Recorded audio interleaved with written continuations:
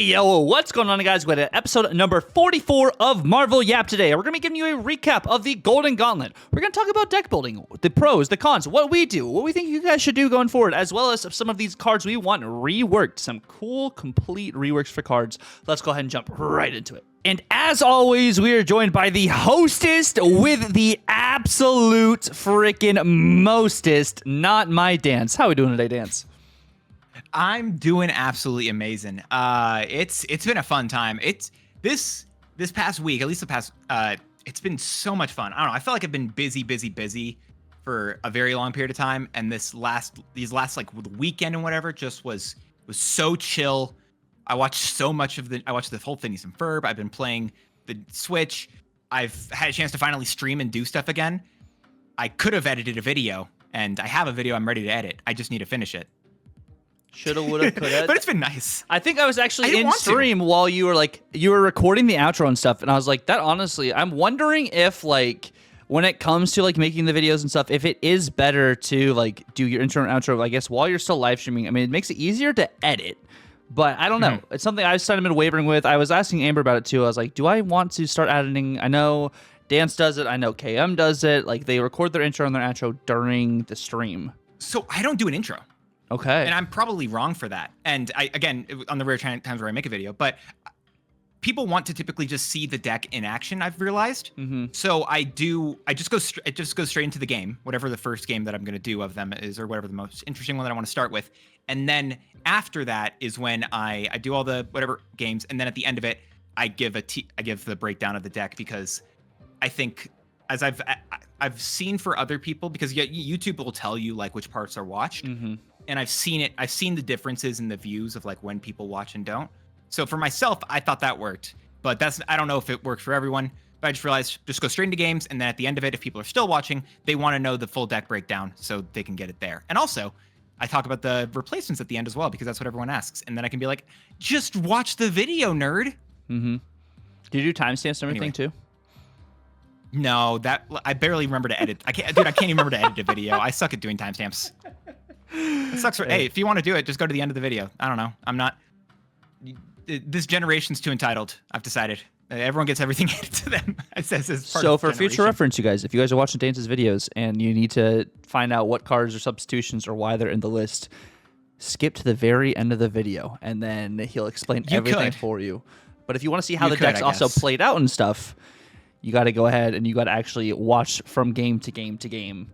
Which like it's like I forgot I tell this to everyone like at the end of the video, but if you guys actually want to see Dance's content, his link is down in the description, where you have his YouTube, you have his Twitch, you have his Twitter, all different platforms where you can actually find Dance's content. He's not just on the app, guys. Please watch him every single place. He's the host of the mostest everywhere. He's a yapper everywhere. Please watch all of Dance's content. Absolutely just fantastic. You know what's not fantastic though, Dance? Erisham. Erisham is just not fantastic. Which, by the way, what we're going to be talking about today on the app, we're going to be talking about the Gauntlet in review. Dance and I both played in the Gauntlet this past weekend. We're going to be talking about deck building. What does it comes down to deck building for a tournament? It comes to deck building for climbing ladder, when it comes to deck building for testing cards, when it comes just to deck building in general. It's something I saw you guys ask me actually on Twitch. Why do you put certain lists together? What's the best way to do that? And Dance and I are two deck builders ourselves, and we build decks kind of a little bit differently sometimes, and we kind of do bounce a lot of ideas off each other, so I thought it would be a great topic for us to talk about together. And then last week, we didn't get to it, so we have this week, we have the reworks for cards we would love to see happen. Of course, the OTA is not this week. The OTA will be next week during High Voltage Week. I don't think so. No, I thought or it was maybe even not next week. See, I don't even know what I'm talking about. I think we have another OTA this month. It's either next week or the last week. It'll either one of those, because I think the OTA that was supposed to be this week got moved up, so we probably don't have an OTA until Dormammu's week, which is the last week of June. Oh God, I don't know when the next OTA actually is. So now I think we have a 2-week break, because we had one last week because they moved up the OTA that was supposed to be this week.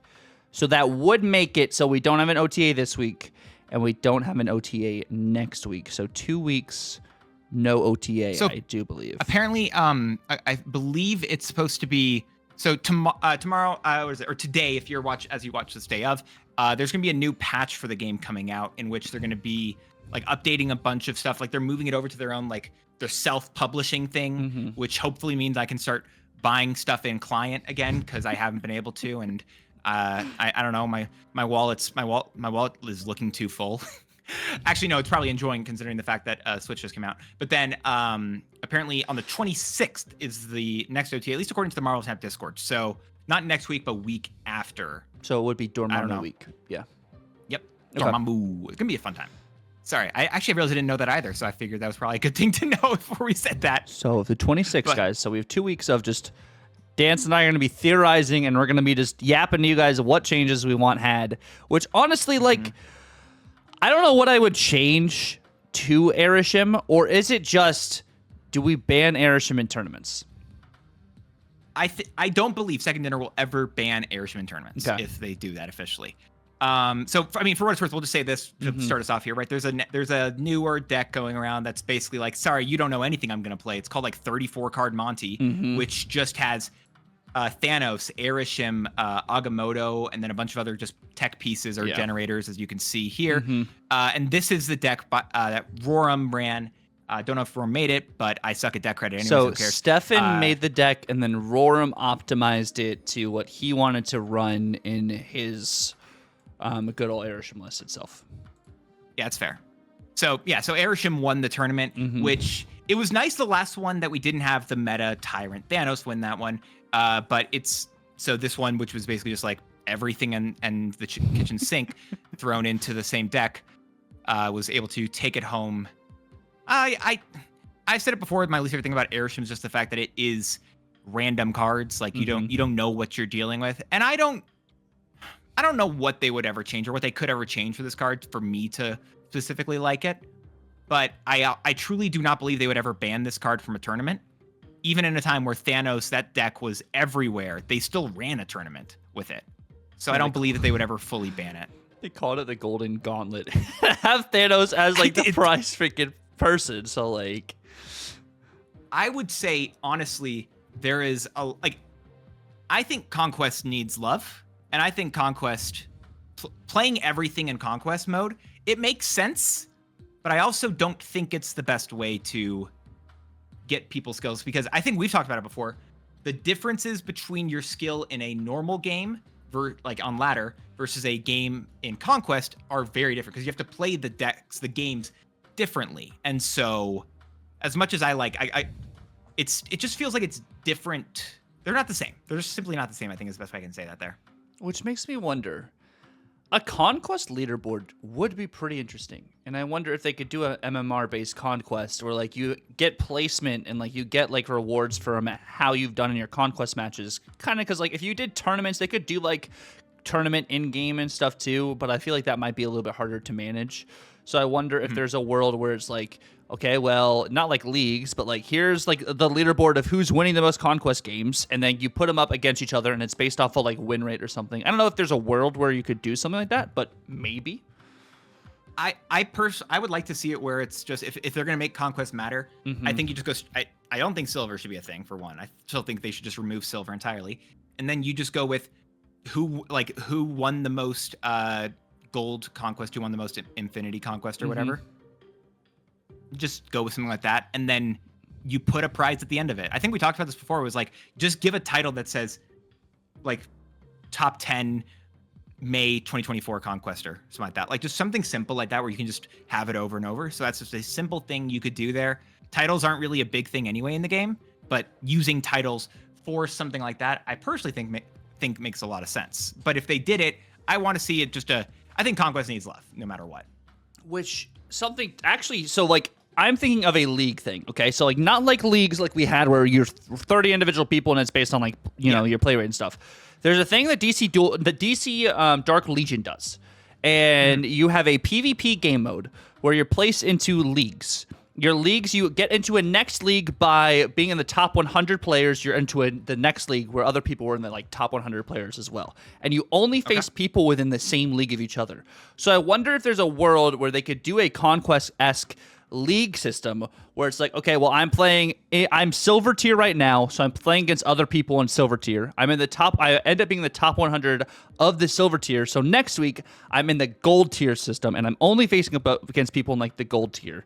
Like, I wonder if they could actually do something like that potentially based off of wins, and then it's not necessarily just based off of tickets. Like, I wonder if we can just do away with the ticket system and make it so like you have proving grounds, like gold, and then maybe you just have Infinity Conquest. Maybe like you only have the 3, but like you can play proving grounds just to try stuff out. If you really want to sweat, you have gold, which is free. And then if you do progress a different way, you don't think gold should be free? Gold, as much as I hate it, I don't think gold should be free if you want to make Conquest worth it. I think just proving grounds should go straight to gold. If you want to, you could do something interesting where like you change the amount of cubes. So proving grounds, you just go to 8 cubes and that's a max. Gold has your normal 10. Infinity Conquest goes to 12. You add extra life. I don't know, but Conquest. Yeah, but I also feel like in general, I just don't think Conquest is the best way to do tournaments still. And as much as I was someone who I think used to really enjoy Conquest and play a lot of it, Erishim, just to bring it back to the Gauntlet, is just like, it just makes it all random, and you can't, the not knowing things matters a lot. But open decklist was cool, but it made Erishim even stronger because as soon as you knew what a person was playing, like you could just see what they're playing immediately. Yeah. As soon as you loaded it into the game. I knew, for example, one of the games, I'm like, oh, my opponent's playing a Red Wing Zorn deck. All right, I can mess with this. And my opponent's playing Cerebro 3. I Vipered over a Nocturne and made them lose the game. But I also went 3-2 there, so I didn't last long enough. Unlike you, what was your win rate at the end of it? At the very end, I ended up going 7-3. I finished day 1 5-2, so I made it to day 2, and then I won my first 2 games of day 2, and then my final game of day 2 is against Mr. Negative. I have like no counters to Mr. Negative, and I lose on a coin flip 50-50. Where do they play Gore? Where do they play Taskmaster? And I lost the 50-50, and we ended up 7-3. Yeah. I feel like sometimes people are like, okay, Marvel Snap is just a bunch of coin flips. I don't think I would disagree with that personally. I think Marvel Snap is a bunch of D100s just repeatedly. You never know what's happening. And Erishim makes it D1000s. And then Merlin, the RNG of what is their thing going to polymorph into? What's this location going to turn into? Those types of cards are really, honestly, the last tournament was one with someone running Hulkling. Mm-hmm. And in an open decklist tournament like that, I think Hulkling makes a lot of sense and stuff like that. Because then you're just like, they have a Hulkling. Did they get a infinited Hulkling, or is it actually like is it something amazing? Did they actually get like a Doctor Doom out of it? Yeah, no. And I think that's why I was running Copycat, because the unknown factor of like Copycat. And that's why, like, spoiler alert for next week, Nightmare, if Nightmare is good, is going to be a problem. I'd agree. Yeah. So we'll see how it it lands and stuff too. But like the issues you have with Erishim is, we don't know what their deck generated. The thing with Nightmare is like I have all these cards that have really high stats. What did their text just turn into? Like, it'll be interesting, like what the snap is there. Like, do you snap before Nightmare? Do you snap after Nightmare? It's like more often than not, like if you snap before Nightmare, your opponent's gonna be like, I don't know what they're playing. If you snap after Nightmare, I feel like it's kind of more like a Jane snap with like a Mr. Negative. So you're more likely to have someone retreat. So like there'll be a new psychology there. We'll break that down more next week. Dance and I are gonna have I feel like we're gonna have a Sauron deck on screen. I'm saying it right now, we're gonna have a Sauron deck on screen, and we're gonna talk about like potential good hits, potential bad hits. And we'll make like a little, probably, I know, tier list could be interesting to do just for Nightmare hits. But Erishim was not the only deck that was in the tournament, by the way. It was what won the tournament, the 34-card Monty with Thanos, Erishim, Agamotto. But we also had what came in second place by Yuka. She was playing good old Loki Good Cards. Mm-hmm. Yeah, Loki Good Cards is a deck that I'm not surprised. I feel like I was really sad when I saw the top 8, and I was like, okay, these decks look kind of interesting. There's a couple misses in there, and I was sad to see. And that's no offense to any of the players. I was just sad to see the ones that have remained were like there's only one that I was like, oh, this is something different. Mm-hmm. Everything else was like, oh, okay, yep, we got the got the same old stuff, unfortunately. But like it is what it is, right? It's what happens, and that's fine. And no offense meant to any of the players. You play what you want to. I'm just hating on cards, not people. But I think Merlin is a really good card, like you mentioned as well, just due to that randomness factor. Yeah, and I think one of the most interesting techs I like with Merlin too is I had the privilege of playing against Lambie in the tournament, and he was one of my losses was Lambie, and he was playing a Werewolf by Night Merlin list. And the really cool thing about Werewolf by Night with Merlin as well is the spells take up space, when they're played, but they're all on reveal. So as soon as the on reveal procs, then Werewolf also can move to that lane, even if you have filled that with a spell, and continue to get the value there, which is really nice to kind of help, continue to roll over. And you have to keep in mind, omnipresence. What's this going to change the location to? Merlin also gets the benefit of extra power. You also have once in the future. Okay, well, I don't have my Sam Wilson right now. I'm playing this on my shield, and I'm getting 2 extra energy. Or I've already used one of my cards, maybe I used a Nico earlier, or I used a Zabu earlier. I'm going to go ahead and shuffle that back into my deck to get extra energy. And being able to have that extra energy can kind of really help you combo even more. And then this card right here, Polymorph, is another really crazy card itself. It turned one of my voids into a Valkyrie, which lost me the game. Which that was horrible. Unfortunate. I love that. But I rolled for that, that's something I kind of I did that to myself, and it feels bad, but at the same time I was playing the odds, right? So this card in general, I think is a good card. I don't think this card is a broken card by any means right now, because there's the goods and the downfalls. I don't think this is something that's oh, this is absolutely busted. It is breaking the game. But I do want to preface, it does think that it is a season pass card for some people. It is a premium card you genuinely have to pay for, which we might have something like that coming next season where you might have to pay extra to get 2 cards. Yeah, we can talk about that whenever. You want to talk about that now? I heard about that data mine. I don't know if it's not confirmed or anything, but that looks to be interesting potentially. I'll say it since we've talked about it enough. It's data mine that next season is the Fantastic Four season. Do you remember which card is actually the season pass? No, card I have no idea what the season pass card is. I only know that the super premium is going to be Fantastic the card. Fantastic card. Yep. Yeah, I'll pull it up here. I'll see if I can find that. But that looks... It's really interesting to me that is currently what is... So, I think people... You tell me what your thoughts are on it first, actually. You tell me that. Because I have thoughts on it, and I think I'm going against the grain with my thoughts. So, I like the idea that the super premium is better than just getting a variant and borders. But... I'm not the hugest fan for a lot of people that only bought the season pass to only be able to kind of just get 1 card and then the other card being behind, the paywall, the additional paywall itself. I'm not opposed to, $20 for 2 cards is good value in general, but I get as well, why would I want to spend $20 every single month on a mobile game? I'm now spending $240. This is US. On a mobile game every single season, which, by the way, Dance has just let me know that the season pass card is going to be Mr. Fantastic First Steps. Which looks busted, by the way. Which looks already. dumb busted. And then... Why is Mr. Fantastic... We'll talk... We don't have to go through... We're not going to go through all the abilities now. We're just going to say he looks busted. We'll talk about that, I don't know, maybe a future week. I don't know when. Apparently, we don't have an OTA for a bit, so maybe that can be something we talk about in a bit here. But Fantastic Car is data mined to be the card in the super premium season pass, that extra thing. Which I'm going to personally say this, as much as I really dislike super premium pass currently, and I think it makes sense, honestly. I don't know. I feel like everyone has been dunking on the super premium pass since it came out, because why would you get that if the other thing exists?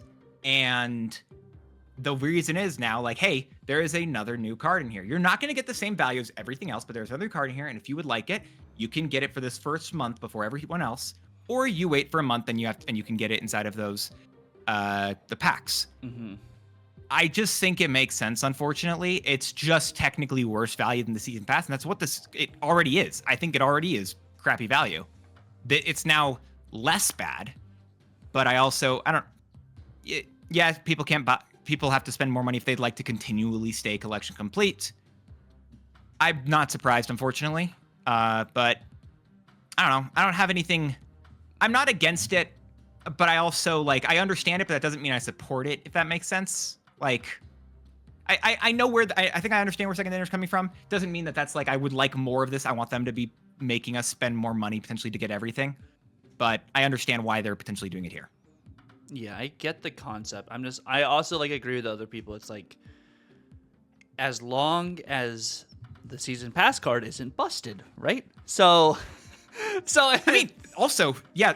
So I'll say, going back to at least this season pass card, just to bring it back to the conversations. But with Merlin, I don't know if he's busted, and I don't know if he's good but I don't know if he's not busted.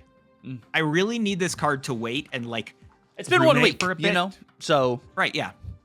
So I want to wait to see what happens here with this card before I say anything, because it's a very good multi-tool, and I'm wondering if the second that Sam Wilson has left the best in slot 2-drop is Merlin. Surge kind of took that, but now has Merlin taken that back from Surge? And I don't know, and I don't feel crazy confident on it. So I don't want to say that Merlin's not busted. I really want to wait more time with him. But he was good enough that, Tug, I was proud of this. Myself and Wamba Combat, appreciate you, bud. We were talking, and we cooked up a Galactus Merlin deck that I think it was a lot of fun with Merlin.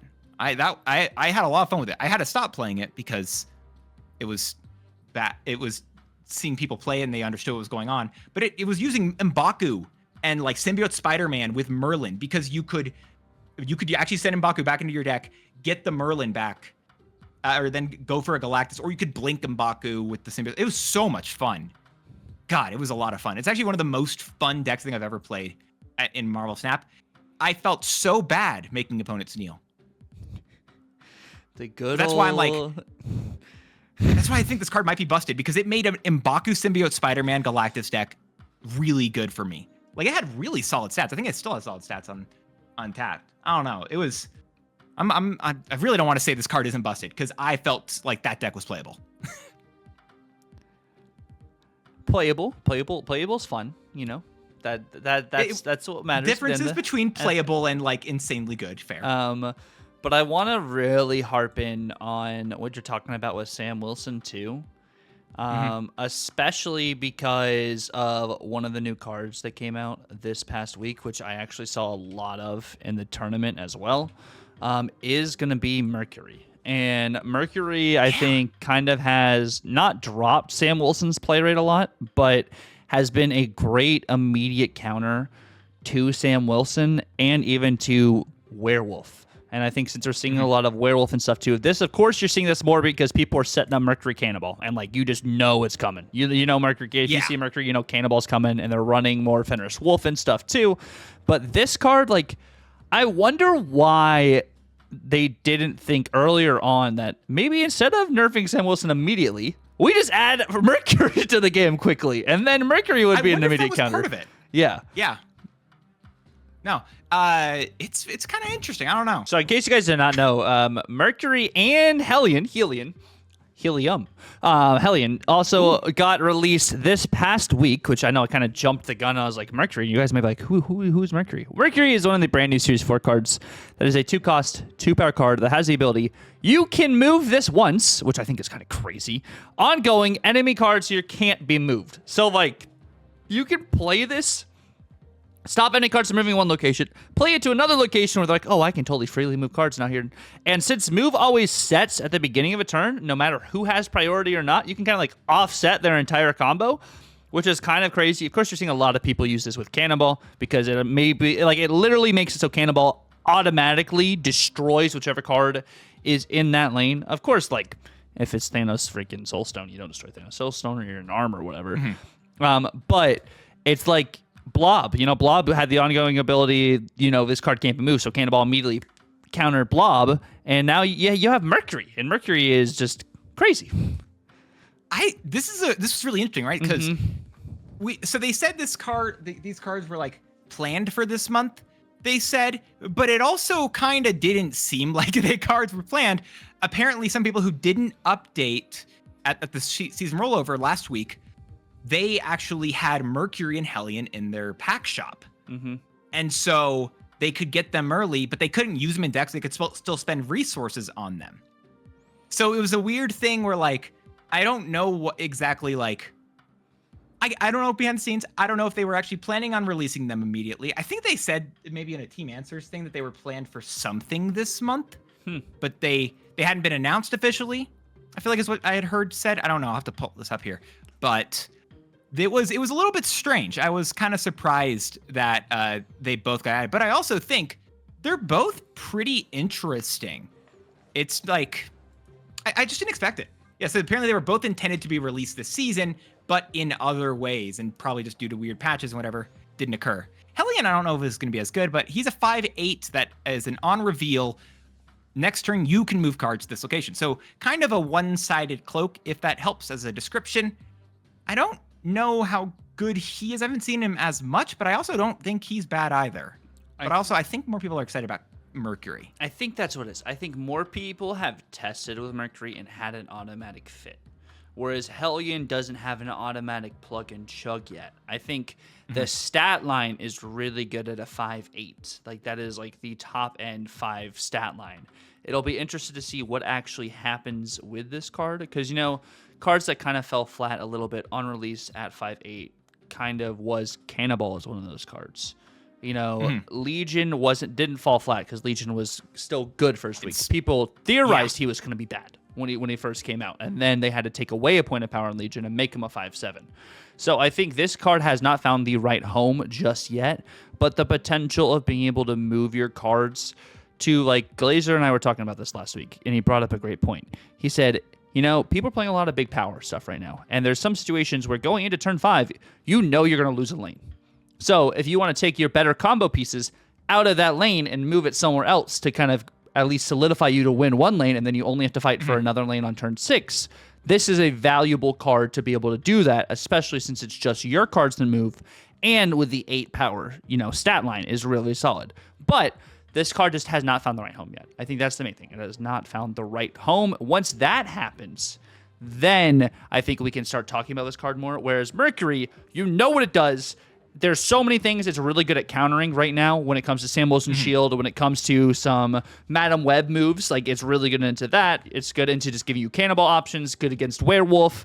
Like, there's a lot of value there with Mercury. So it's easy. It's also a 2 cost. You can play 2 costs more easily. And you guys already know, like, when it comes to 4s and 5 costs, those are like game deciding kind of cards. You really have to put a lot of emphasis on what am I setting up here? Where do I get the most value? Which I think is what makes this a more difficult card at the moment to feel really confident about.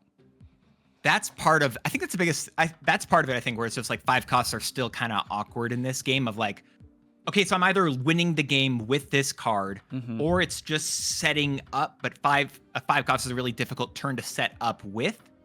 But also, I think the biggest reason why I think Mercury's found a lot more of a home currently than Hellion is the fact that Mercury's a tech card. Yeah. Mercury is a tech card, which means you can put it in more places because you don't need to have a full combo deck built around it to get it value out of it. You just need Mercury. Yeah. And it does what it does. And for what's worth, I think you mentioned this earlier, right? You didn't like, or you felt like you can move this once was a bit much. I kind of think it needs to have that. Honestly, I don't see a world where if you can't move this card once, like, what are you gonna, like, I don't know, maybe it's an on reveal, you can move this next turn.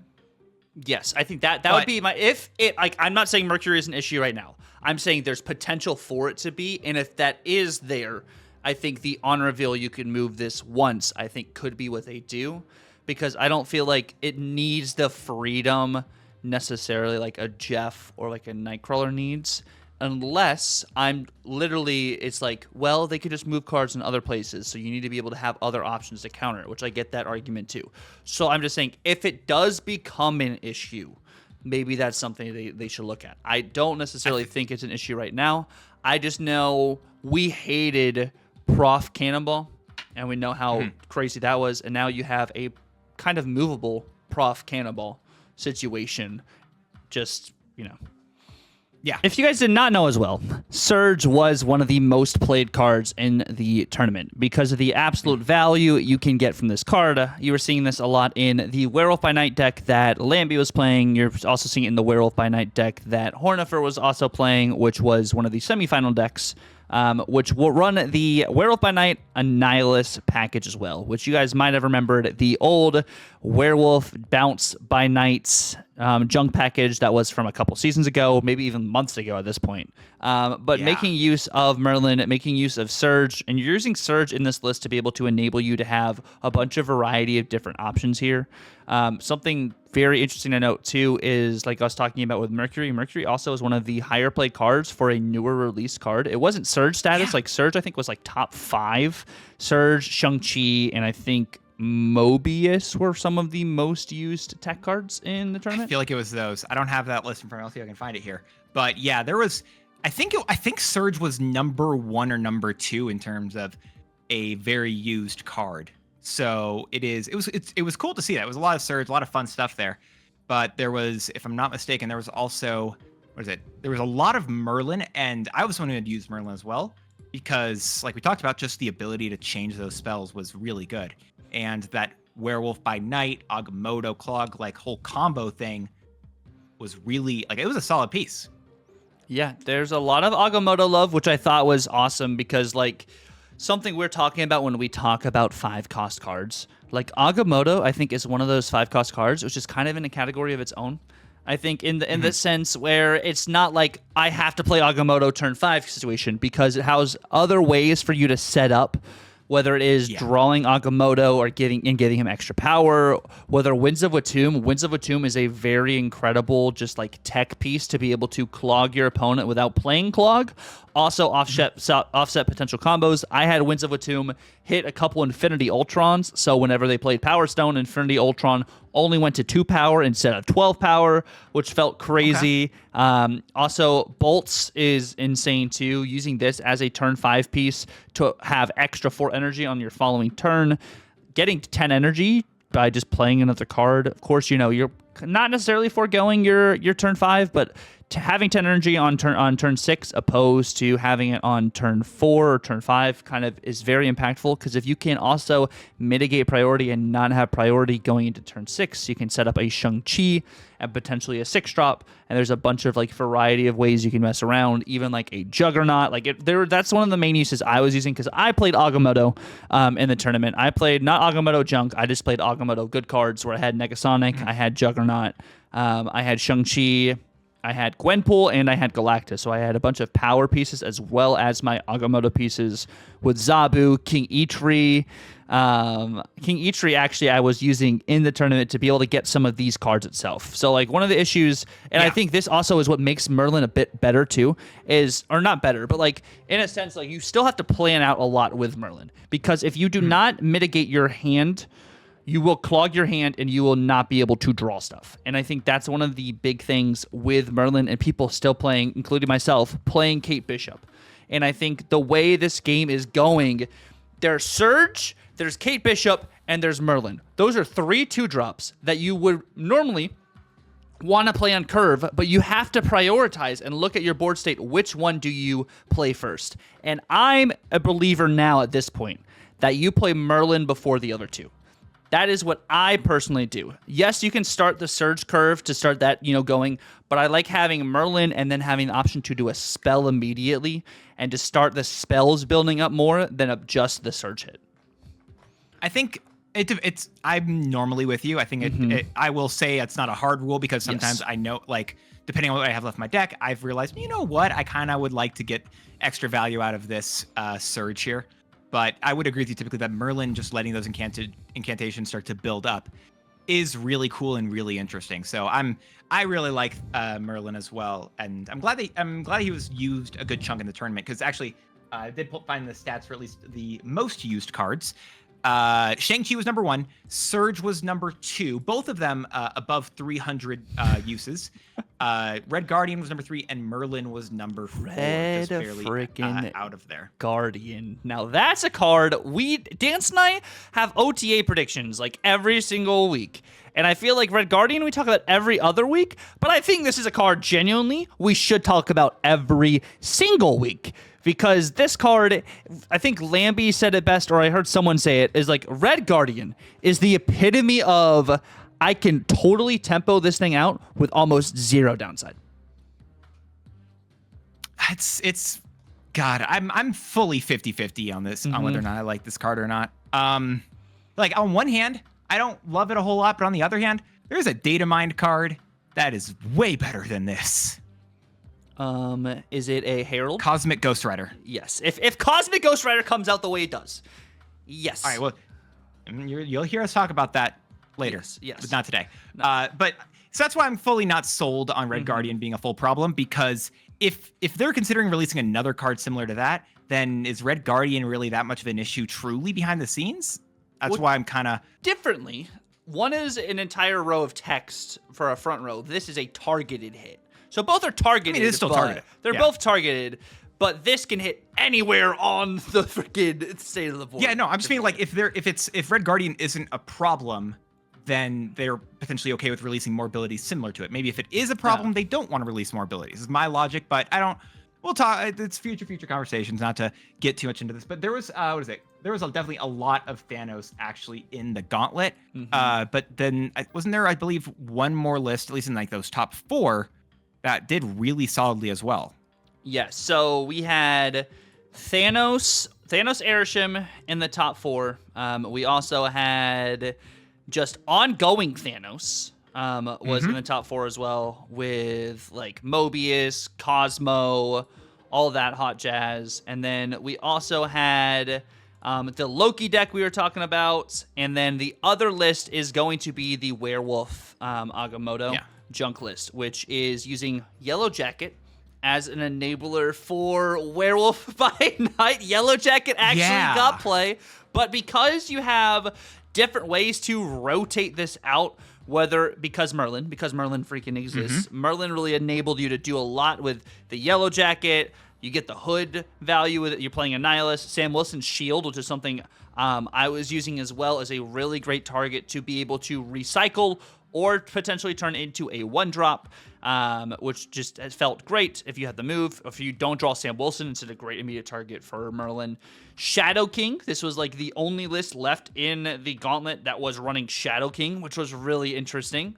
It also had Surge, it had Kate, it had Merlin, Werewolf, Viper. Viper actually was played, which you've honestly seen Viper go down more in play rate as you've seen more Merlin, because Merlin has those 2 options instead. And then, of course, Sentry, Annie, and Agamotto. Fun stuff. What I was thinking, because we hadn't mentioned the ongoing Thanos in particular, and also something that you had done as well, which I thought was a really good thing, was, especially in that list, y'all both had Gorgon. Exactly. Yep. Gorgon is a card that I think, especially with Merlin being ran around, the 49, 58, 100 card Monty, whatever the deck is called. I don't care. I don't like it. That deck, that pile of cards, a lot of them are created. There are a majority of them that are created. So Gorgon makes more and more sense in types lists like that. Just to, if you basically say, okay, cool, you're going to have more generated cards. That's an advantage for you. I will turn it back into an advantage for me. And I think Gorgon is a really cool way to use that. Yeah, no, Gorgon felt really good, especially when I got the Thanos matchup. Gorgon was great. When I even had like the matchup into Lambie, like when I drew Gorgon, it felt great because he had to use Enchantress on the Gorgon and everything too. But when you don't have the matchup, when people have created cards, this is just a 2-3 on the board. But I swapped out Surge for Gorgon, and the games, like I'm telling you, the games where it mattered when I had Gorgon, I liked having Gorgon more than Surge. It actually helped me out a lot. I think it's very similar to like where you would have, I think it's just basically like what a tech card would do. And that's a really, as much as I don't love that Gorgon can, sometimes hit the decks that I really enjoy, that I think are less, that do a lot less than, those Monty stuff. I think he did a really good job for the purpose you'd like him to do. And here's the thing, one of the things you mentioned is he was so specific in this place Then we're going to have a card come out later this month, Cobra, that is even more specific and even harder to utilize. And I really, God, I'm not stoked about that one personally. I don't know. The more and more as time has gone on, we had our rankings, right? And it's like I think we both had it at the bottom. But it was I feel like it's very well deserving of that bottom slot. But also for what it's worth for those things, we now have 2 more cards that have come out this season, and we've gotten a little bit more time with Hellion and Mercury. But Tuck, where would you say personally for yourself for these 2 cards? Where would they go in like your list? Like with your knowledge of what you have. Again, as time can go on and time can change things. But as we've had to change things, last month as well. We'll do it again probably here. What are you feeling about that? I think it was Merlin, Nightmare, and then I think I had, did I have Clea at 3rd or did I have Dormammu at 3rd? I don't want to spoil everything here. Neither one of them. Kid Omega is coming out this month as well. Oh, okay. So Kid Omega. Okay. I think I might put Mercury in the top half of my list so far. Like I would say I'm gonna give you then the number what you currently have as 4, 5, 6. You tell me where it fits within those group. How about that? Dormammu, Nicholas Scratch, and then Clea.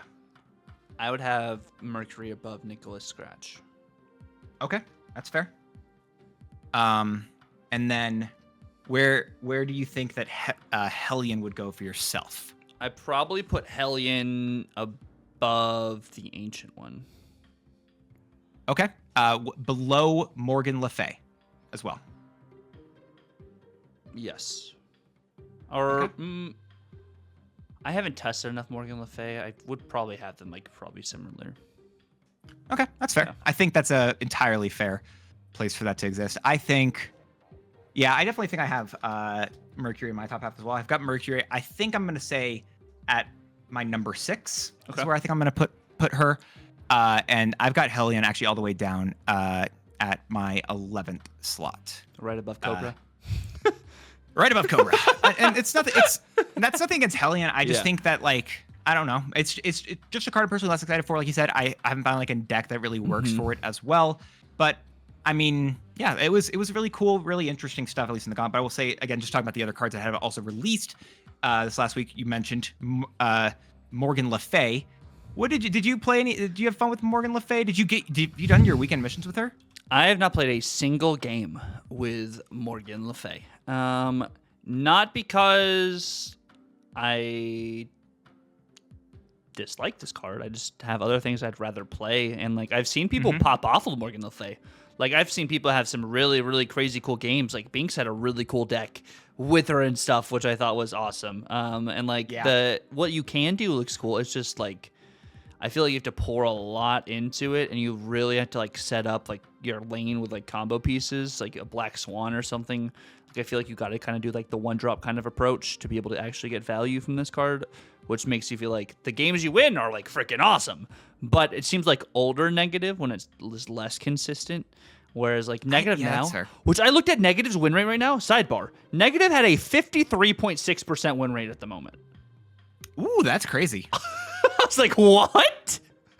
That's why. Was it the Negative deck or Mr. Negative? The Negative deck and with Esme.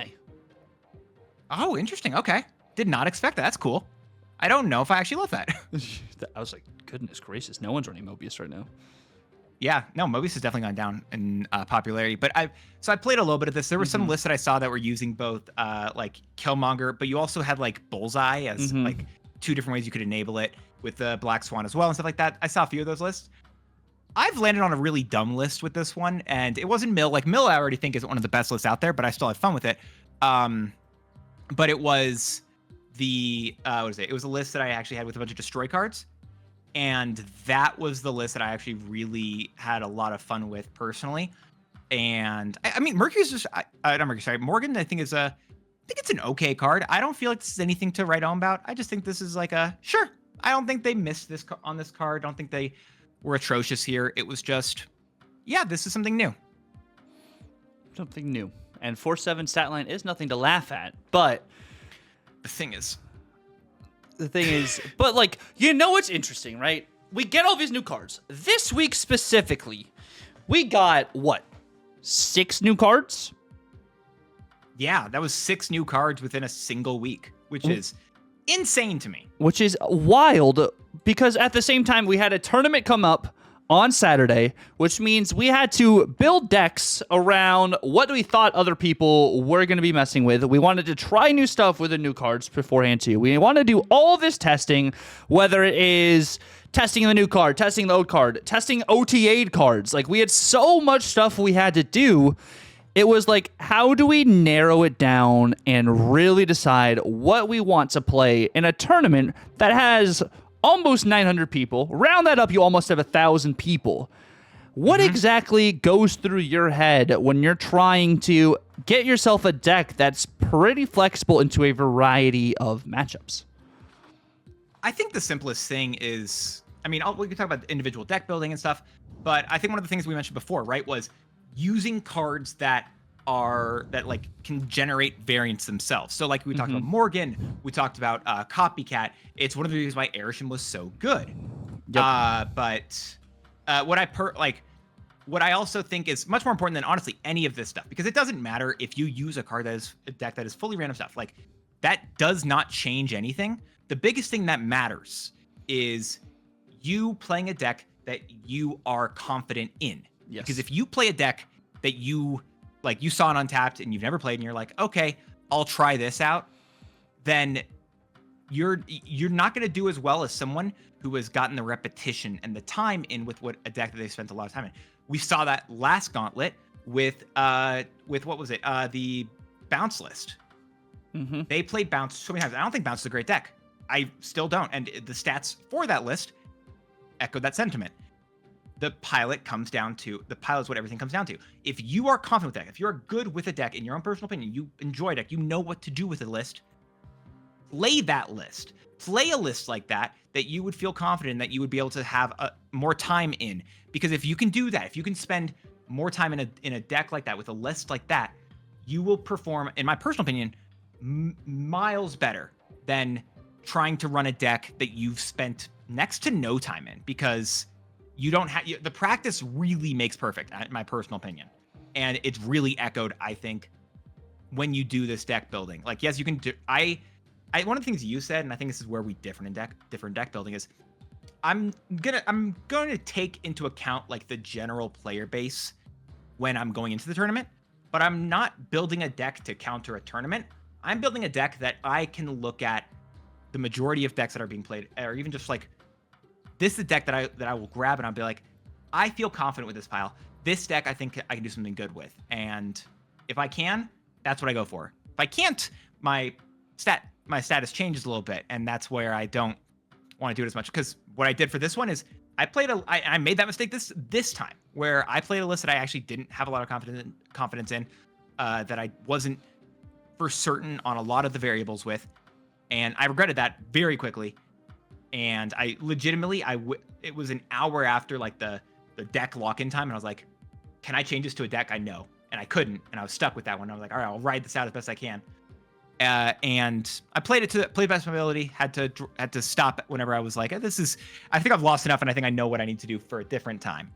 But going in with a deck, something that you know, something that you're skilled with, is so much better than playing whatever the best tech pile, whatever the top players are playing. It doesn't matter. Play something you're good at is basically my TLDR of a very long bit of yapping. And I think you hit it right on the head. Like, it's like when it comes to like a tournament setting, like we're specifically, this is just tournament talk right here, is like you want to play what you know your snap conditions are and what you know your retreat conditions are. Because at the end of the day, your health bar is your life. And like you need to maximize when you have really good hands. And like if your opponent does snap you, do you stay in this game because you also have a potentially winning line? And I think Lambie said it best too. If there is a 51% chance that you can win the game, you snap. Because you have more than that toss-up 50-50. You can snap there or even stay in. There's like, I have almost all my combo pieces here. This is what I'm going to do. I'm going to stay in this game, and we're going to be okay. And that boils down to time spent. And like something I did is I swapped Surge out for Gorgon because I knew how to play my list. I already had energy discounts. I already had ideas to be able to get more energy. So I put in a tech piece because I knew I was going to see a lot of Merlin. I knew I was going to see Thanos. I knew there was Airshim. I knew there was going to be Victoria Hand. And into the matchups, which, you know, what was it? I think 8 out of my 10 matchups had some form of card generation. Or maybe even 9 out of my 10 matchups had a form of card generation. Gorgon was that one card that really enabled me to offset a lot of their combos. And since I knew my line, I was able to snap into some Gorgons in order to get the extra value and force them to either stay in or to leave after they maybe even snapped me prior. And that just really boils down to I'd played over 100 games with the Agamotto list. So like I knew some of the ins and outs for that deck, and that helped out a lot. And I think when it comes to tournament, you know, building and stuff too, I think like we were talking about, like with cards that have unknowns, like the Copycats, like the Airshim, like the Hulkling, like a Kate Bishop, even something like that, a Kate Bishop, like a Merlin, something like an Agent Coulson. Like those cards really can just help elevate that element of surprise. Do they have this tech piece here? Do they have this combo piece? Did they draw what they needed? What have they generated? What do I need to play around? And anything that makes your opponent have to think more, make them have to spend more time on that timer and potentially rush a play later because they're thinking of so many different outcomes and overthinking stuff, which I overthinked a lot during, or overthought a lot during the tournament itself, which led to a couple of just like misplays. Like those are what really helps you in that tournament setting, is making them having to spend extra time so they second guess themselves, or that you have that surprise card now that you can inevitably have as a snap condition really helps you in this circumstance, so you can be more confident in self. But like you said, it's knowing the ins and out, not just, oh, I found the second untapped, I'm going to play it. Now, if you played something similar, you might be able to just like plug and chug, and you're like, you know what, I know kind of, you know, the lines here, but it's different. And I think with a tournament being as big as this is the biggest snap tournament ever. There are so many different matchups you could have had. And like Lambie posted, he had the best matchups he could have for his 7 games, which helped him get the record he had. And I had really good matchups for my games to enable me to be able to get the record I have. So there's the RNG of the card draw. There's the RNG of the opponent draw that also pays dividends. So sometimes you're going to have a really good tournament run because you don't run into any of your counters. Whereas on day 2, I ran into my final match being Mr. Negative, where I had no counters and I just got absolutely bodied. Yeah. And that all can happen. I think that's really fair stuff. And I feel like a lot of it can just come down to that, where like you had the time with that list. You knew your ins and outs. You knew when like, okay, cool, I've got this line of cards right now, and my opponents, it looks like they've just got a bigger deck. I will immediately snap this because I can know this. And yes, they do get to know your deck, right? That's one of the things inside of the Gauntlet. Which, by the way, actually, side point. How do you feel about the open deck list in the Gauntlet? Because I had some. I think I like it, but I also had some people like that I was talking to. They're like, yeah, no, I really feel like I didn't enjoy this as much because I don't know. They said that they enjoy being able to do like these sneakier plays or whatever, and you just couldn't. So I don't know. What did you think about that? I like open deck lists, and I think that also helps if you want to do sneaky plays, get sneaky cards that generate stuff. Like at the end of the day, because that's the other thing that helps you with snap conditions too. Is if my opponent knows what I'm playing, but I have this copycat in here, they don't know what copycat copied. They don't know what I'm snapping on here. And the same thing with Thanos. They don't know what I've drawn already. Airshim, they don't know what I have created. Like, I feel like if you're just upset like with, you know, the open deck list, I get it. But like, I think it helps you with the way you're playing games. Like, I noticed my opponent didn't have Shang-Chi. I threw out my Agamotto whenever I wanted because I know it was not going to get hit and just get destroyed. So it helps with snap conditions. It helps with play conditions. Just run. If you're afraid of like, oh no, they know all my stuff, run more tech or just play like other stuff here. Like I think no matter if your opponent knows what you're playing or if they don't know what you're playing, what it boils down to is your confidence and being able to min-max what you're doing. Even if you're sneaky or not, like you can bluff snap. And I think that's the thing about like on a conquest setting in an open deck list too, you're actually having a better opportunity to bluff snap in an open deck list potentially than a non-open deck list. Because you can snap into, you threw this card out here, I don't have Shang-Chi in my hand, but I'm going to snap with confidence to let you believe that I have Shang-Chi. So I think you could kind of wager like based off of like implied info. So okay, yeah, interesting. Because I don't know how confident I am in the bluff snaps. I've done it before, but I don't know how much I don't know if I can co-sign bluff snaps fully. Because I get that there's like times where you can do that type of stuff. But I've also seen plenty of times where I think that can completely work against you. But I think that's fair to say, okay, you know that I have Shang-Chi in my deck.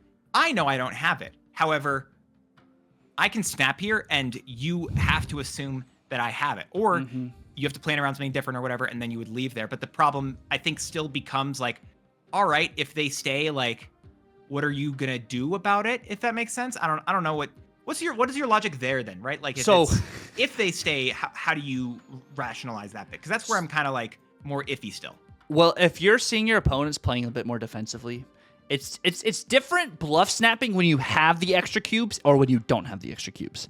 Having the extra cubes after, let's say, you maybe just won a round where your opponent just retreated, there's probably a higher likelihood that if you snap again after a round they just retreated, they'd be more likely to retreat again, knowing that you have these combo pieces in your deck. So I think your health bar plays a fact, and the way they're playing. Did they get the draws they need last game? Did they get the draws they need this game? Are you trying just to force them out? Like, it depends. Like, is there still a likelihood, even if I bluff snap, I can still win this game? Opposed to, like, poker, people bluff in poker even when they don't have a winning line because they're just trying to force people out and they're just trying to exude the confidence, I have these cards here on the flip, where it's like, I have these cards here on this location.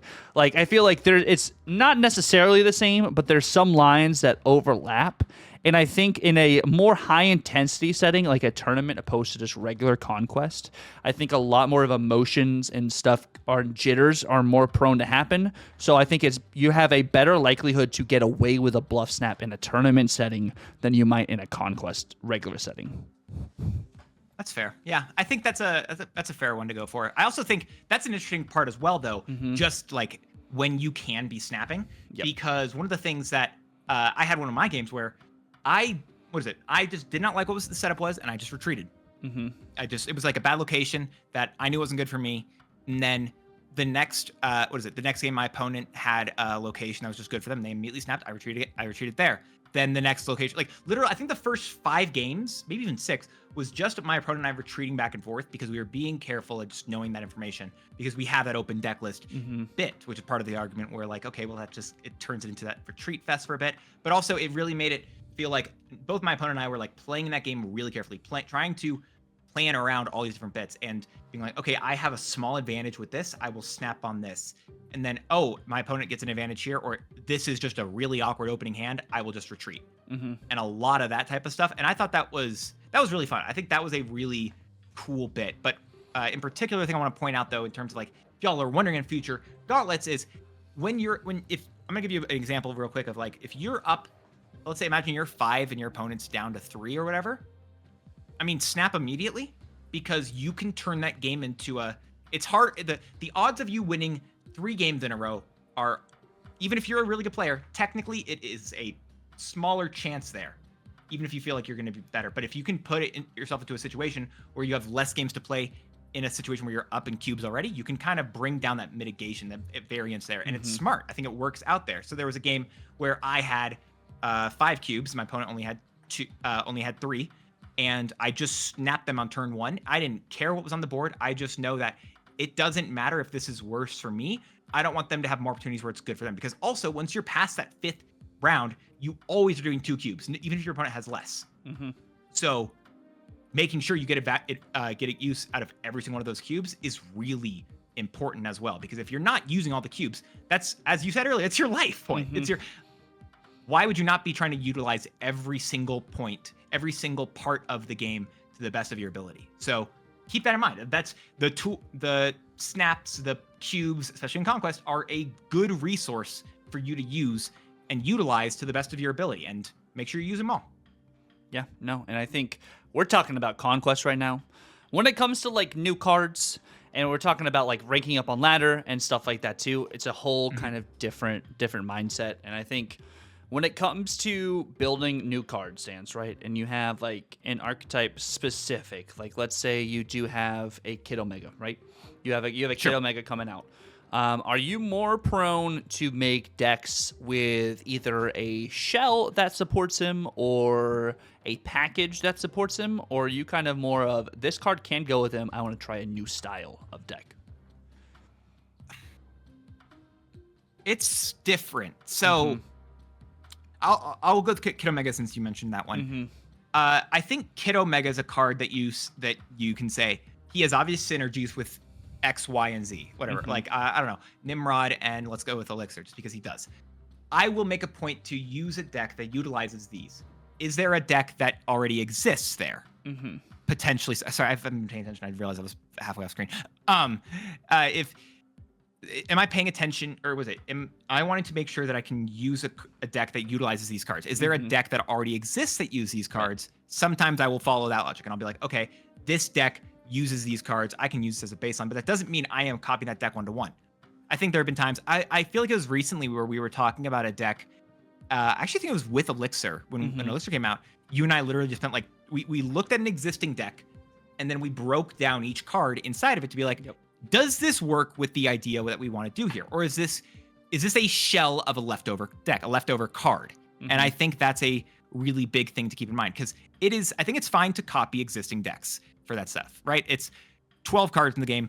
Not everyone's gonna be original. Don't worry about it, in my personal opinion. But when you look at the rest of the cards inside of the deck, if you're changing one card to fit it to be the new card or whatever, is this deck better because of it, or does this card just make sense here? And then if so, which cards don't make sense with this new line of logic? And that's a big question that I don't think people are often asking, and I think it's a very important one to ask here whenever you are doing this deck building stuff. So make sure the cards you're using work well together, and then sometimes even cards that have common goals, even if they don't work together technically, work out well. For example, Mockingbird and Death. I can use like a Squirrel Girl, a Squirrel Girl style of deck where I've also got my Shauna, and once I have those cards on the board, I can use Mockingbird. But if I kill Monger, then I no longer can use Mockingbird, pretty much.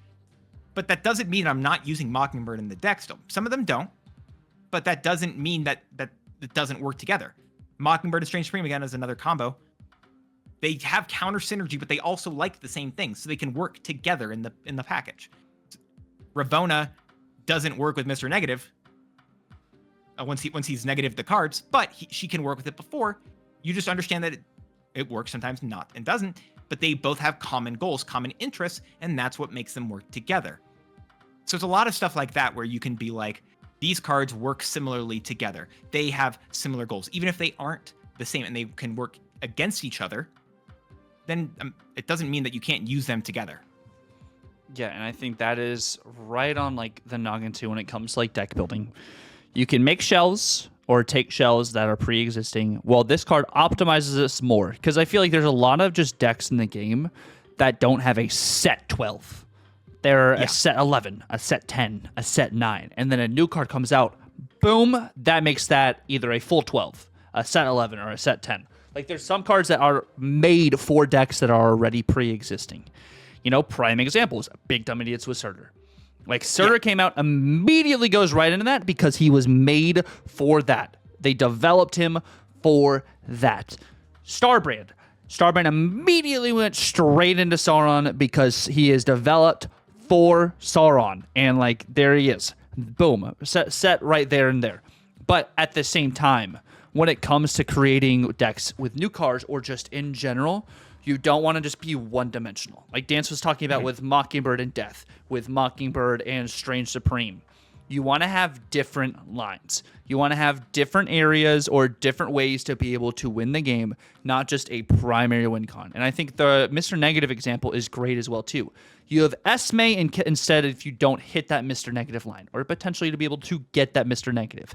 Or you have Ravonna because a lot of your cards have 0 power.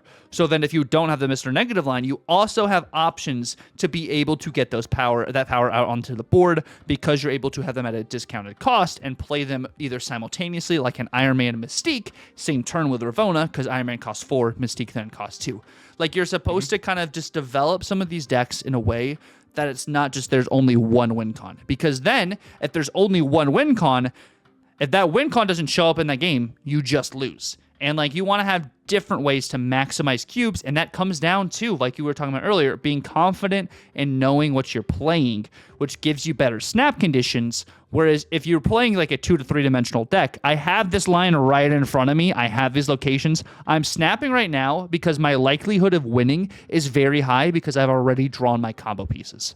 And I think that's one of the main differences too with like a combo deck opposed to like a tech deck. Something like a Sarah control deck is something more you snap later on in the game, opposed to something like a Mr. Negative. I'm snapping on turn 2 because I have Ravonna and Mr. Negative. I have confidence I'm already going to draw my stuff. Whereas Sarah, you have to kind of play around what your opponent is playing. How am I going to do in this matchup? How can I offset what they're doing?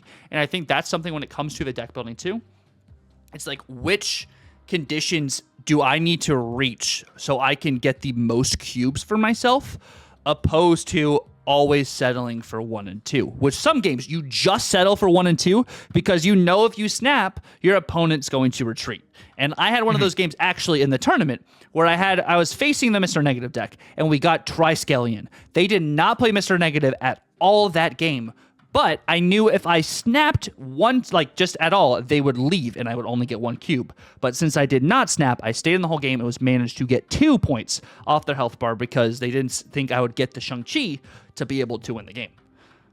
Yeah, that's a big, like the boomer snaps, right? They aren't just turn 6, you snap. No, it actually does a lot more there because it goes into very specifically what you're saying right there, right? It's, okay, I've got a lot of things that are working out in my favor here, but if your opponent knows that, if your opponent knows that you're winning, a smart opponent, when they know that you're winning, they will retreat. Yep. So the smarter thing to do is I like that. I like that a lot because people don't do that where they just say, nah, I will wait. I'm going to play this out because 2 cubes is better than 1.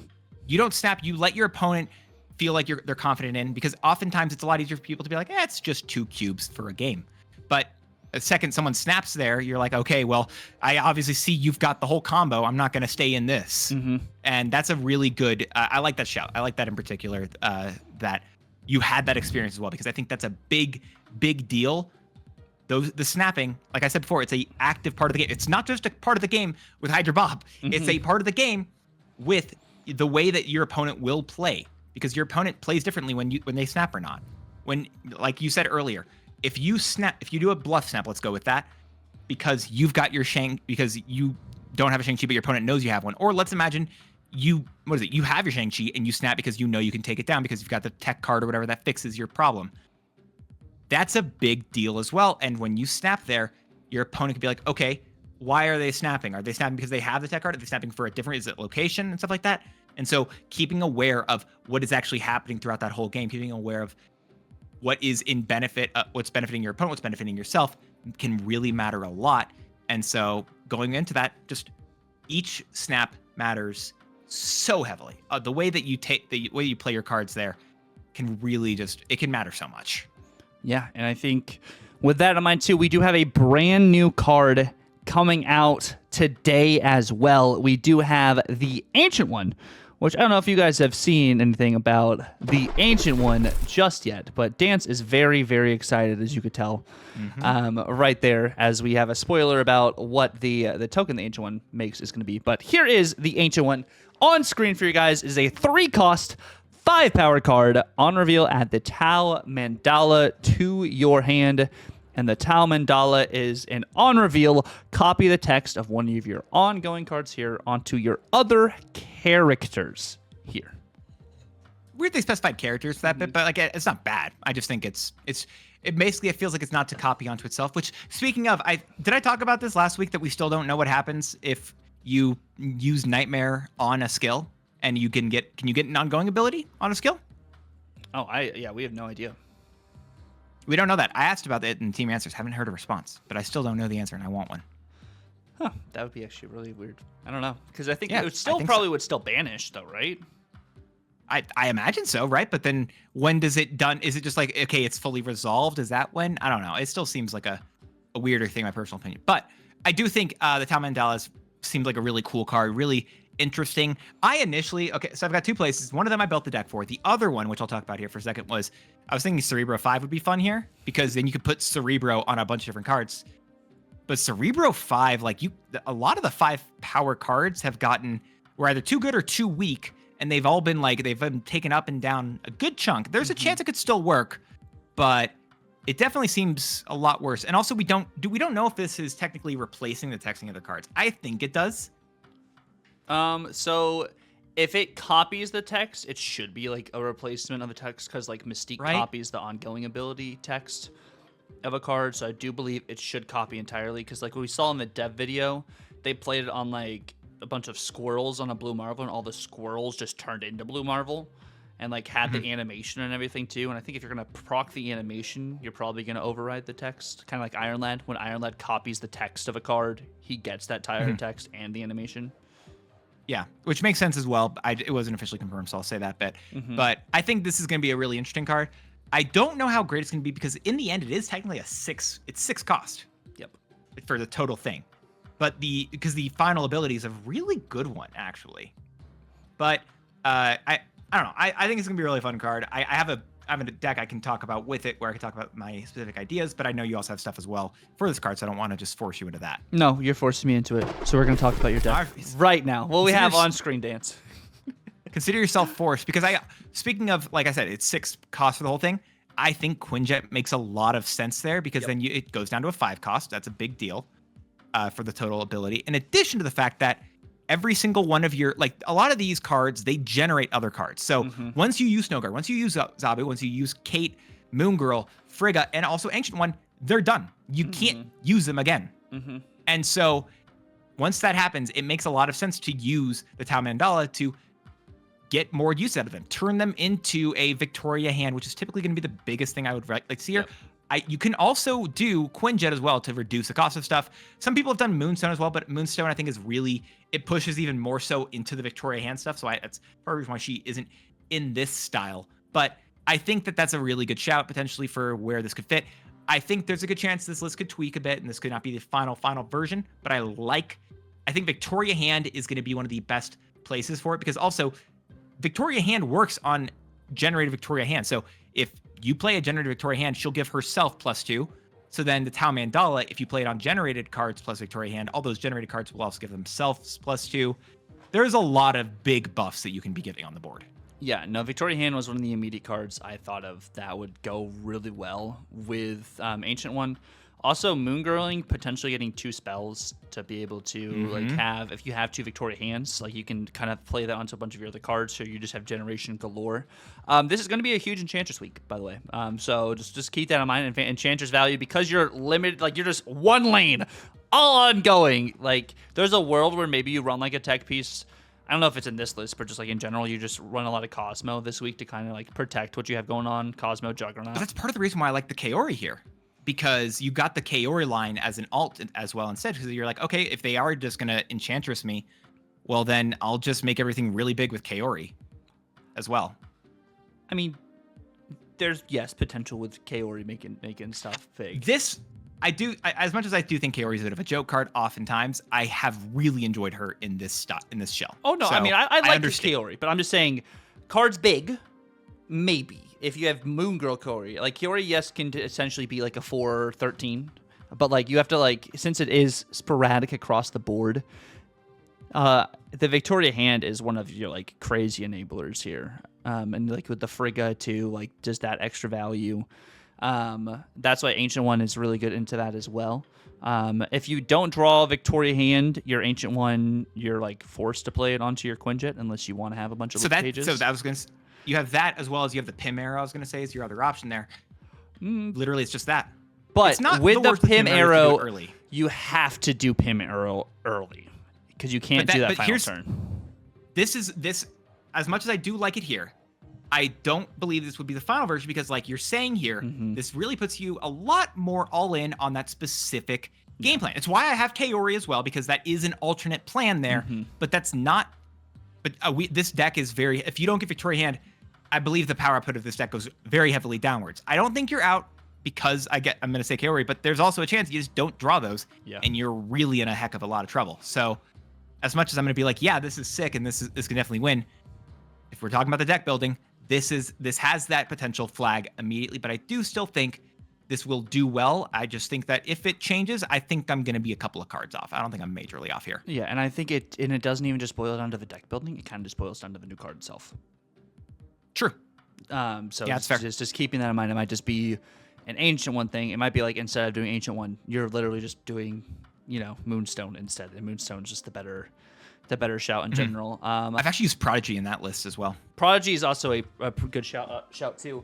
I have a more kind of experimental style list here. I am not set in stone on this, but I was like, something different than like a Victoria hand route is something like an Affliction route. And something you can do here, you're using Scorpion just one time. So you're using Scorpion and then he's done. He's just sitting on the board. So it's a body. It's a body for you to be able to merge with an ongoing card. Same with like Red Guardian. Same with Luna Snow. Like I have some bodies that do work and like that do great stuff, but I also have Ancient One in here to either copy. Honestly, if you have Ancient One out a little bit early too, like you can go Ancient One into like, I don't know, you have Diamondback set up on a Scorpion lane, so you have double Diamondback. But like when I built this and now looking at it, it's like you're just wanting to overwin some of these lanes here with Ancient One, so it's like it's probably just too much. And like you don't have enough potential energy cheat here unless you do get the perfect surge kind of hit and stuff too. Like multiple Ajax is nice and stuff, but like I was like, if you don't get the right lines, maybe you want to overwin this lane so you can kind of just little surfer stuff on other lanes. Like I think this card in general is going to be way more narrow to what deck is specific for Ancient One. But I was like, if I wanted to try something experimental, I've already been playing a lot of Toxic Surfer. Having another ongoing card doesn't seem too bad, but it's like, what are you doing on 5? Are you Sarah? Are you Ajax? Are you doing your Luna? Like, it's just trying to figure out what exactly you want to do. So I think you're really potentially correct there about the 5 costs and it potentially being awkward there. But I think the biggest thing that I really enjoy here is the fact that you've got you've got Luna Snow making you an extra body, but you have a good amount of both on reveals and ongoings that you have a lot of options for those ongoing abilities, but once the on reveals are over, you have some good options there as well. You've got it would be probably Diamondback, Man Thing, maybe Sarah. I'd be surprised if you really needed to overcommit that much with Ajax, but it's a really specific combination that I personally like, and I think it's going to be really enjoyable. But it brings the question like, what's the correct balance here? Like how many of these on reveals you're going to need? How many ongoings you're going to need? And my deck lead harder into the on reveals than the ongoings, but is that a problem or is that a good thing? And I don't have a good answer there. So I like this idea, this side of it as well. One, by the way, I was also thinking about is a card that neither one of us used in combination. I wonder how good Mercury will be, because Mercury's you can move this once can go to all the cards. Yeah. Because the way Mystique works with like Electro and stuff. Same way Mystique works with Electro. Same way that they had to nerf Blob to remove the ongoing ability. If you have, let's imagine if you Mystique what's it called? If you a Mystique, what would the card be called? I think it's Ebony Maw, and somehow get that back in your hand. Technically, you can't play that card if it's after turn 3. So it's stuff like that where it's like that other ability still exists because it's in addition to the ongoing. So it's a card neither one of us are using here, and I think it's also a really good shout for another combo piece. What does that final piece look like in a list? I don't know, but I think it's potentially really solid. Having that Mercury potential move to another location does sound a little scary. Right? On every, and you put that, if you're planning correctly, on 3 different cards. Yeah, a 3/5, like you play that on the Ancient One, like a 3/5 seems move seems 3/5, and then I don't know what your Zabu's there as well. But that, so card like that, which has an ongoing and an active ability, or an ongoing ability and then something else. Also stuff, what is it? Cards, another type of card I think would be potentially really good with it, are the ones that are going to be like Luna Snow's generated card. It's used once.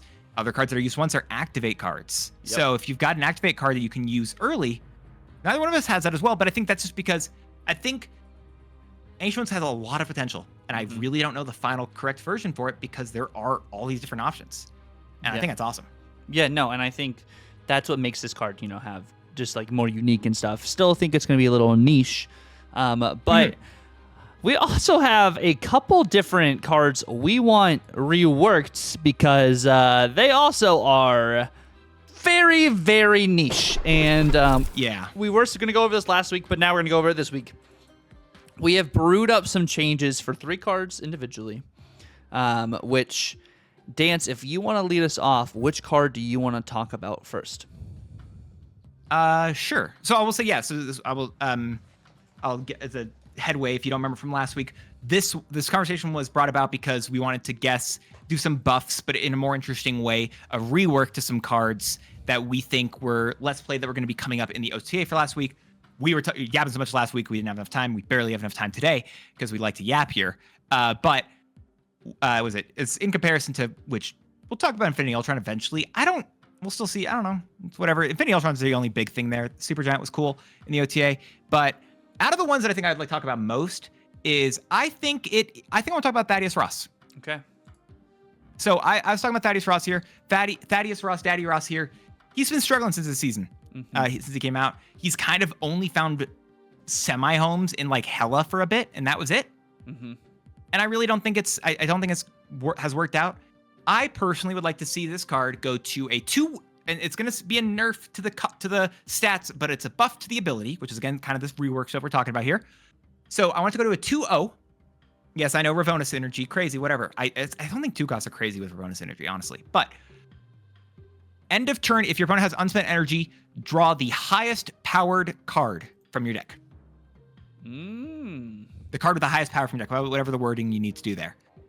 That would be better. I think I would like that more. He'd be more playable in a variety of decks opposed to just one-dimensional and 10 or more power. It's a big tempo loss, right? Because it's a 0 power. But at the same time, it's the highest power thing, so you don't lose. Like, if you have all of your higher power cards or all of your 10 plus power cards already, he sucks. He's just a dead card on the board. But at least with that change, he's not fully. You don't lose all the ramping. You don't lose all that stuff. It's just you're gonna get the highest cost, the highest power thing. Now, the biggest reason why I think I would say still potentially this is not the best. Imagine this in Airsham. Yeah, this with Airsham and with Invisible Woman for steps. This will be very, very interesting. But of course, like, it is warranted your opponent floats energy, which still I think is a good clause for this 2 proc. I don't hate it. I think that is a much better change for him. That's kind of where I'm at with it as well, right? Like, I think the energy, if they're not spending all their energy, you get to utilize that. I kind of like it. I still think it would be, I feel like it'd be fun. I still don't even think it'd be great, but I think it'd be cool. Yeah, no, I like it. Yours. So two of them I think are a little crazy.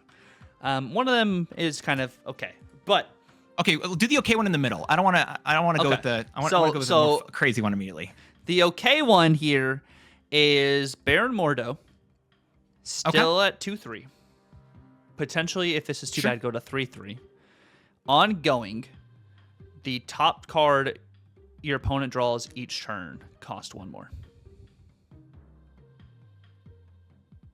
Okay.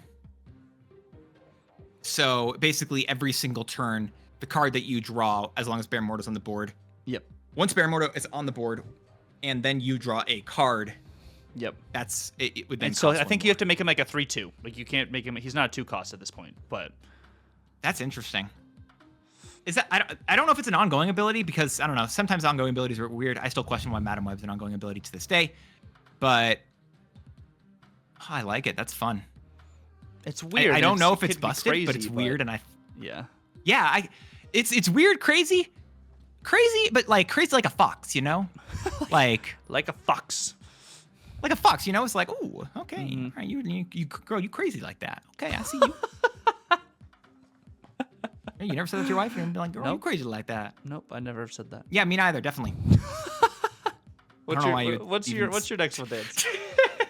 Okay, this is a more tame one, but it's a change that I wanted to say for Helicarrier. Okay. Helicarrier, it's a tamer one. We're just gonna go here. I think, what is it?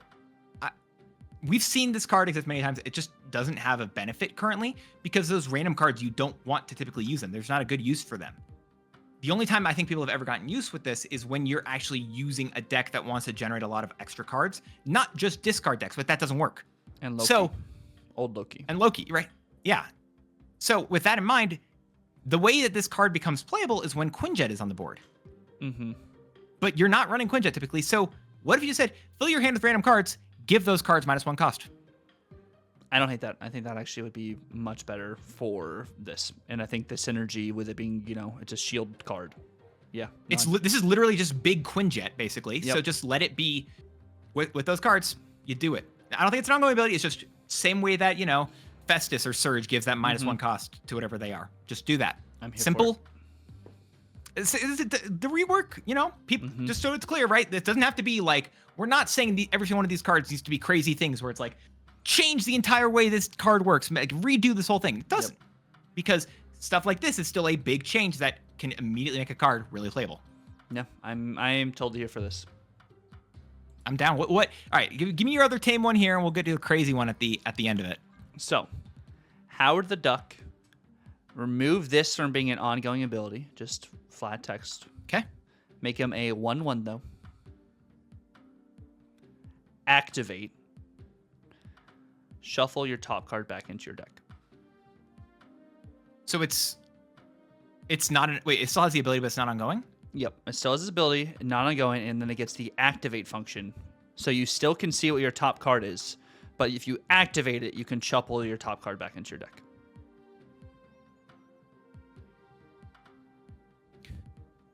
I don't think they would do that. I like it, but I don't think they would do it. And it's crazy you said this is the more calm one, because they've already established this is an ongoing ability. Yeah, that's fair. I think I'm calmer in these today, because as much as I would be like, I think that makes sense, I don't think they do it. I don't know, just because I don't believe that if they've established this as an ongoing ability, to say it's not an ongoing ability doesn't make a lot of sense. And again, I'm saying as someone who doesn't really truly understand the way, what's her fate, Madam Web is an ongoing, but here we are. I don't know if I don't know if I see this as not an ongoing ability. It's weird keeping the same ability but adding. I don't mind the shuffle the top card back into your deck or whatever. It basically just be shuffle your deck. I don't mind that as an activate ability on this. I just think you would don't remove the ongoing. It's just ongoing. Tap to see the top card of your deck. Activate. Shuffle your deck. So ongoing and activate on the same card. Okay. I mean, yeah. I don't know. It's crazy. It's a lot more complicated. Maybe that's why I can't do it. But an activate plus another ability is still complicated. So we haven't seen that yet. Although now it's like tap it, but then if you tap and hold, oh god, I don't know. All right, I don't know. Y'all let us know how you feel about this one, because it's weird now. Yeah. Okay. That's my tamer of my last two. All right, mine's a card that it's funny. I literally was talking about this with Tucker earlier, and I'm like, I don't know how you could actually plan a rework for Morph. He's like, well, Dance, you actually had one ready last week. I'm like, I did? And I read it. I'm like, oh yeah, that makes a lot of sense. Because I think you take, what if this guy goes to a 4-cost? And you know what a lot of a 4-cost is good for? Cheating out cards in your deck. 4/0, become a copy of a card in your deck. That would be really interesting. I think there's a card coming out that actually does something like that. Datamind. Well, it wasn't there last time I saw it, so I don't remember it. Yeah, well, we didn't have Dataminds up when we looked at it last time. That's why. But that'd be really interesting. And its copy of it doesn't turn directly into, so it doesn't just shuffle it from it. And it's 4-cost. I don't hate it. Yeah, it's a 4/0. Still doesn't matter. It just it basically just works the same way as Jubilee or whatever. It's honestly kind of similar to Esme, but you don't get control over what it is. More like Esme than Jubilee. Yeah, I like it though. That was my idea for Morph as well, that I didn't remember at first, but as soon as I remembered, I'm like, oh yeah, I agree with this idea. All right, hit us with your wild one. What are you trying to end us off here today? So Black Cat. Okay. So on reveal, steal the lowest powered card from your opponent's hand. Oh, that's fun. I don't want her on Black Cat. Well, she's a thief, so I'm like, steal for that. I agree with you 100%. Yeah. That's a really cool thing. This card has existed as such for a bit, and that's why I like it. But at the same time, I love that idea. Adam Warlock is listed as a certain card, you know, for all this stuff as Nick said, and you know. Yeah, I think that's awesome for a card. I don't mind it on Black Cat at all. I just would hate to lose this current card because I think this current card is cool, if that makes sense. Even if this card does is cool. Yes, like it discards itself automatically, goes to your discard pile. Maybe, but like they do a different card that does that. Sure. Yeah. I just don't want to. Maybe the Prowler. Maybe it's the Prowler. The Prowler has an on reveal ability. Sure. I'm down for that ability on. I don't want to lose this current ability is my only stipulation there, but I love that idea 100%.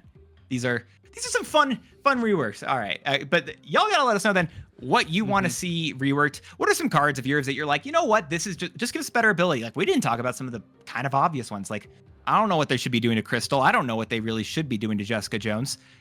Let us know what you think about some of those other fun cards that aren't really talking about down below. And while you're down there, you can hit the subscribe button to Tucker's channel because you're down there already. Why not? You got to do it. You got to drop that subscription to my amazing man. He's such a great individual. He's such a really cool guy that I personally get to enjoy. And I like watching his videos. So if you're not, I remember your Electra thing.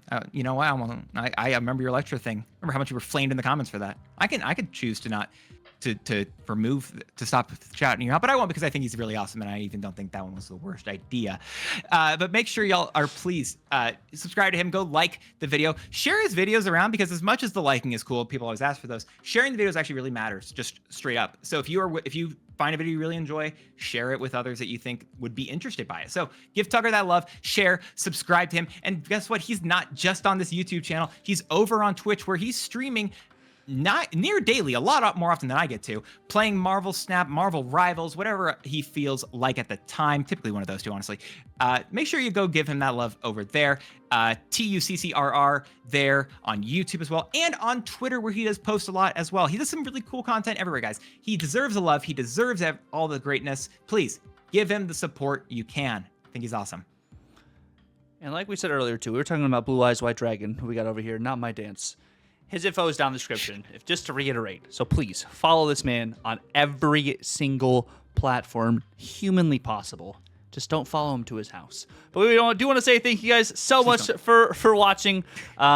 We will be live again next week, and we're going to be talking about some high voltage. And we also got a lot of cards coming out next week. Some crazy stuff really happening next week. But also let us know down below. Do you guys want to see any live yaps anytime soon? Maybe we can make something like that happen this summer. Who knows? But until then, it's been real. We're out of here. God bless, and laters.